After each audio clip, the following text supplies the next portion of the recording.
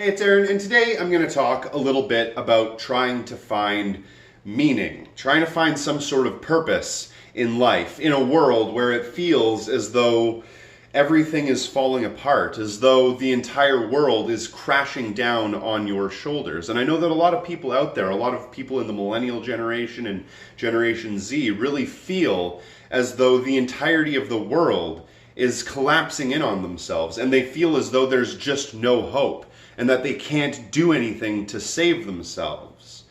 That's where the whole idea of a doomer comes up, and people that are just feeling this immense amount of depression and sadness lately. And I have to admit, I have felt it in my past as well. I felt it a lot of times. I felt it even recently.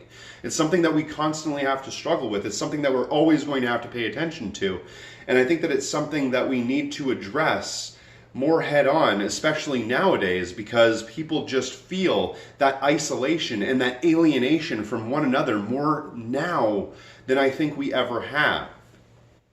We live in a world where we feel as though everything is falling apart, and we feel as though our lives just don't have any meaning, as if all of this just doesn't have a point, and if there is some sort of point, what could it possibly be? But the truth is that this is systemic. This is something that we all have to face. It's something that we all feel. We're all forced to focus on putting a roof out over our own heads rather than being able to even pay attention to putting a roof over anybody else's. We're constantly in this state where we have to struggle and scrape just to get by, and that's kind of a truism, a reality of our world nowadays. That's the way things are for us now. It used to be back in the day that you would be able to get a house and a boat and a picket fence and all of these amazing things if you just worked hard. But the truth is that we aren't in those situations anymore. We aren't in that world any longer. And even though we do understand that, even though we are upset about that, we still haven't internalized it. We still haven't gotten to the point of where we actually have to realize that we have to move forward from here and think differently. It's a matter of changing our perspective. It's a matter of seeing things in a different way, so all of this doesn't come crashing down on our heads when things start to fall apart, so we don't completely crumble in the face of more adversity. It's an unfortunate fact of the reality that we live in that, yes, we aren't going to get all of the things that we were promised when we were younger. We were promised this American dream, but it's not something that we can necessarily achieve. Of course, there is going to still be that small, select group of people that will achieve that American dream, that will win that capitalism lottery, but for the most part, it's not going to be me or you. We have to somehow find a way to derive meaning, to derive purpose, not from our material conditions, but from something outside of that. We have to find our self-worth, not in money, because if we do, then once we lose that money, then we lose our self-worth. Then we lose what it is to be ourselves. And that's not something that I'm willing to do. That's not a place that I'm willing to be in. The problem is that we are constantly separated and isolated and alienated from one another. We're stuck inside of little boxes or cars or behind computer screens all day long instead of actually interacting with one another, instead of actually being out there in physical space, getting to know one another and building community, building camaraderie, building societies, and trying to get out of these predicaments that we're in. The unfortunate thing is that we can't actually ever extend ourselves out of this hole that we've been forced into if we no longer have the ability to communicate with anybody else that's in the same situation as we are. There are a lot of people out there. Like I said, I'm out there. A lot of people are in this exact same situation, the exact same situation that you are in. But you don't have the ability to actually sit there and listen to them, to actually critically think about the situation that you're in, to talk to these people in your living room and actually figure out how the system is fucking you over. You just don't have the time. You don't have the luxury to critically think about anything that's going on in your lives, because any moment that you spend doing that is another moment that you don't have to put towards doing something like relaxing and taking time off after spending 12, 14 hours a day working or away from your family or your friends. But it's something that we have to realize is a problem. And once we realize that is the problem, then we can work towards fixing it. You have to understand that focusing all of your energy, making sure that all of your purpose and your abilities and all of your goals are wrapped up within your material conditions, that's not going to help you, because your material conditions are like a wild horse. You have no idea how your life is going to go. You don't know if you're going to be able to afford rent or food in the next couple of months. You don't know if you're going to lose your job or possibly win the lottery. You have no way of knowing those things. Likely you won't win the lottery, but you have no way of knowing if any of that is going to turn out. Like I said, it's like riding a wild horse. You can try to direct it in different directions. You can try to guide it in the way that you want it to go, but inevitably, that horse is going to go where it wants to go.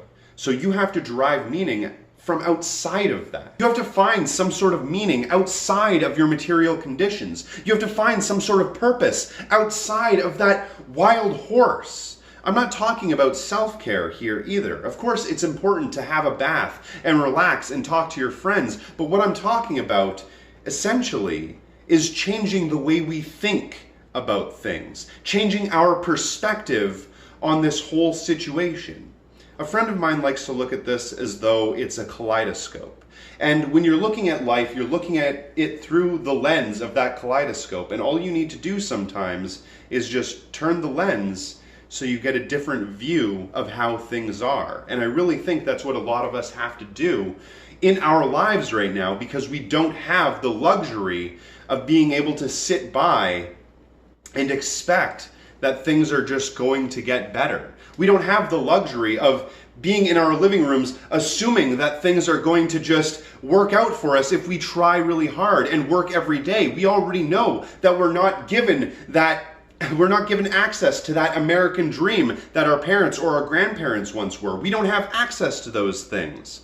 But we have to realize that, and we have to work with the world that we are given. We have to be able to actually advance in the society with that knowledge and with the ideas that we can actually make things better once we realize that we can't tie our goals, our self-worth, to our material conditions or to money. Because if we tie our self-worth to money, once we lose that money, then we lose our self-worth. We have to be able to look at this in a completely different way. We have to be able to look at things as though we are trying to find new goals and new aspirations outside of working that 9-to-5 job. You're never going to be able to find any sort of meaning in that job. It's never going to give you any purpose. That's not its point. Unfortunately, we live in a world where we're going to have to scrape and struggle to survive. That's how we have to live now. That's the way the world is. And knowing that, at least now we can move forward and try to find goals outside of that. We can try to find that meaning. And I think that we can really find it in something that we've lost a long time ago. Something that we've revered this entire time. Something I spoke about at the beginning of this video. And that's the community, the camaraderie, the friendship, the family that we used to have, that we once were able to enjoy. I think that's the thing that we need to reconnect with. That's the thing that we need to actually get together and actually pay attention to now more than ever. Because it's something that has been stolen away from us. That little bit of humanity that we once had has been taken away, and that's what we need to focus on. We need to focus our goals on building that community, building that solidarity, building that strength in numbers and unity, and actually being able to work together, because together we can actually find a way to get out of this situation. Alone, we're never going to be able to make it. We can't. It's just not something that we're able to do. We live in a collective, not only society, but world, where on our own, we are useless. But together, as friends, as family, as neighbors, as a community, we can come together and actually support one another and help each other out of these sorts of situations.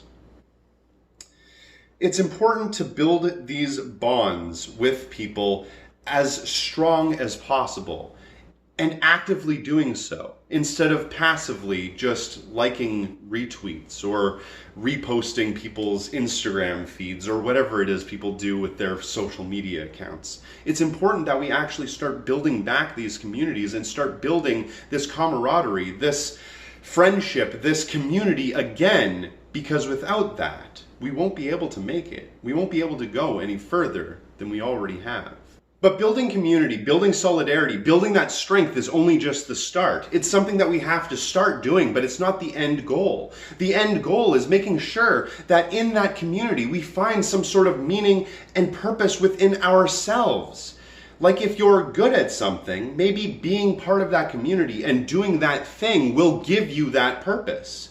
If you're a great chef and you feel as though your life could get meaning by filling the bellies of others, then that's what you should be doing. If you're a great speaker and you feel as though you could be teaching people about class consciousness or solidarity, then that's what you should be doing. If you feel as though you're an excellent surgeon or an excellent lawyer or an excellent artist, whatever it is, then those sorts of things you should be doing, and doing with the intent of not only using that ability to gain purpose within your own life, not tying it to your material conditions, but also being able to make it help the rest of society as well.